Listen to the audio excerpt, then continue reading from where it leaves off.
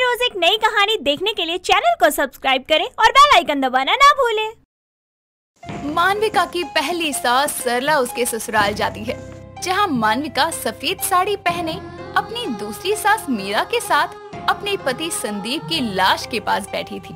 उसकी आंखों से लगातार आंसू बह रहे थे।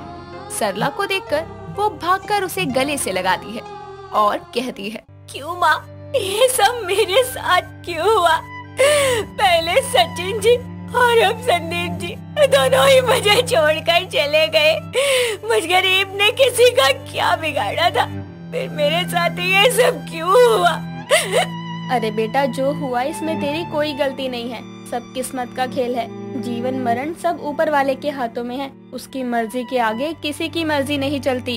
शांत हो जा बहू, सरला बहन सही कह रही है। माना कि मैंने अपना बेटा खोया है, पर बेटा इसमें तेरी कोई गलती नहीं है।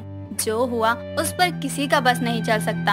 हाय, रोज ही तो संदीप जी उस रास्ते से काम पर जाते थे, कभी कुछ नहीं हुआ। कल ना जाने कौन सा कार वाला गुजरा वहाँ से और संदीप जी की जान ले ली उनका एक्सीडेंट करके। क्यों भगवान, आप उनकी जगह मुझे ले जाते, मेरे प्राण ले लेते। मुझे दूसरी बार विधवा कर दिया। संभाल बेटा खुद को, अभी संदीप का दाह संस्कार भी करना है। हिम्मत रख थोड़ी। हाँ बहू, हौसला रख। हम सबको हिम्मत से काम लेना होगा।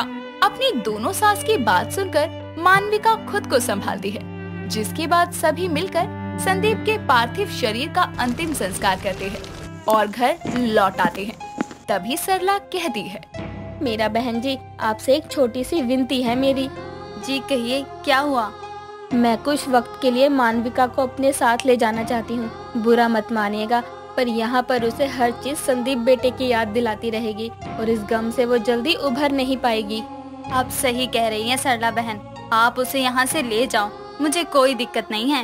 इतना कहकर मीरा मानविका को सरला के साथ उसके पहले ससुराल भेजती है, जहाँ सरला उसका खूब ख्याल रखती है। एक शाम मानविका घर के आंगन में बैठी चावल बीन रही थी।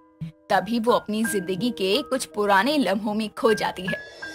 जब वो सचिन से शादी कर सरला के घर की बहू बनकर आई थी, मानविका एक गरीब परिवार में पली बड़ी थी। सचिन से शादी के बाद वो गरीबी में ही रह रही थी, पर खुश थी। सरला मानविका को किसी बात की कोई कमी नहीं आने देती थी। ऐसे ही एक दिन जब मानविका सरला के पैर दबा रही थी, तभी सरला कहती है, बेटा सच में जब से तू इस घर में आई है ना, हम खुशियों से अमीर हो गए हैं। तू लक्ष्मी है इस घर की। माँ जी कैसी बातें कर रही हैं?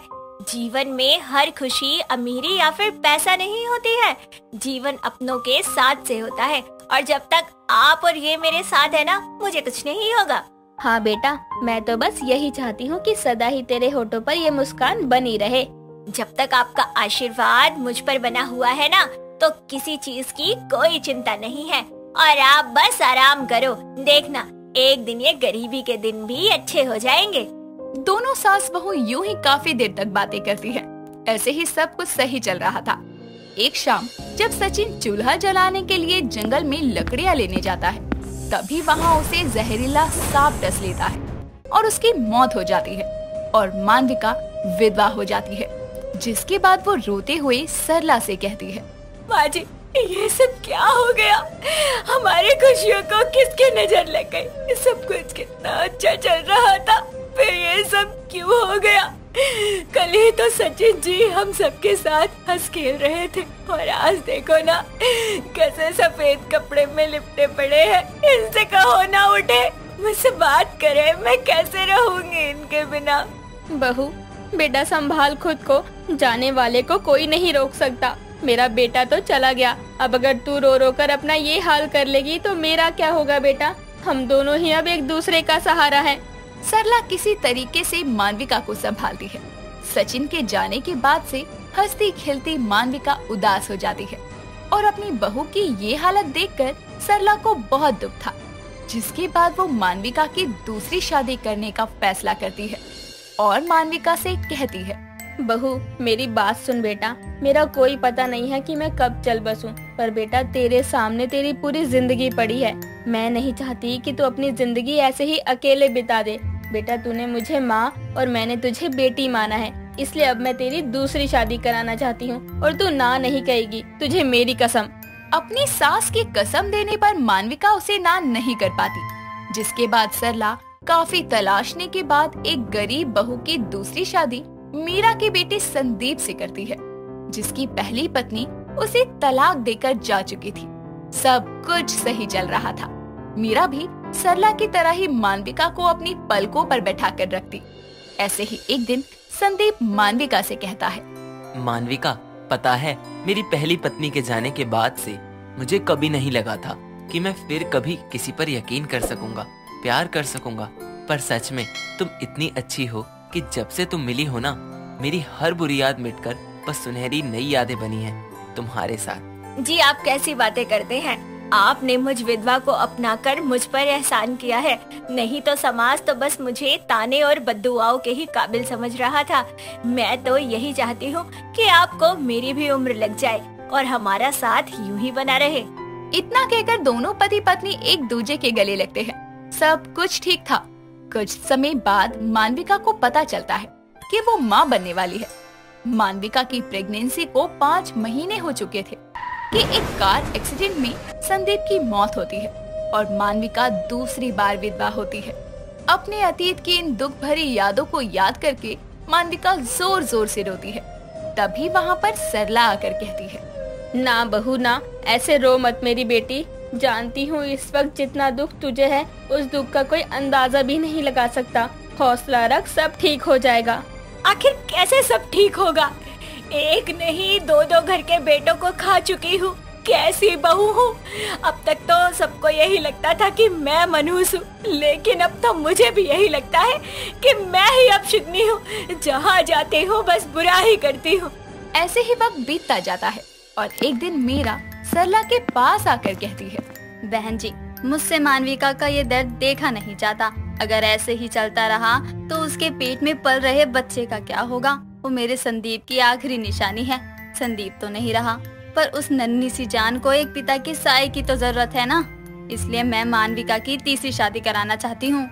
मीरा की ये बात मालविका सुन लेती है और रोते हुए कहती है, नहीं नहीं माँ जी, ये आप क्या कह रही हैं? पता नहीं मेरे भाग में क्या लिखा है। ये गरीब पहले ही 2 बार विधवा हो चुकी है, अब तीसरी बार सुहागन नहीं बनना चाहती।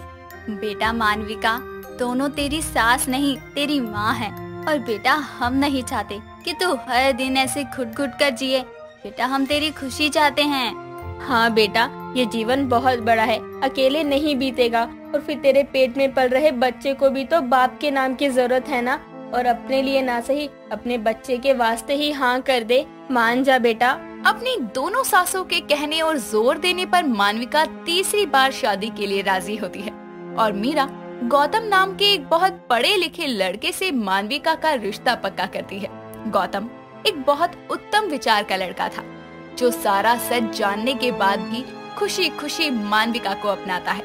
आखिरकार तीसरी बार गौतम के हाथों मांग भरवा कर गरीब मालविका तीसरी शादी करती है और अपनी विदाई के समय मालविका रोते हुए कहती है, भले ही भगवान ने मुझे पति का साथ नहीं दिया, पर एक माँ से बढ़कर प्यार करने वाली एक नहीं बल्कि 2 सास थी, जिन्होंने कभी मुझे कोई दोष नहीं दिया।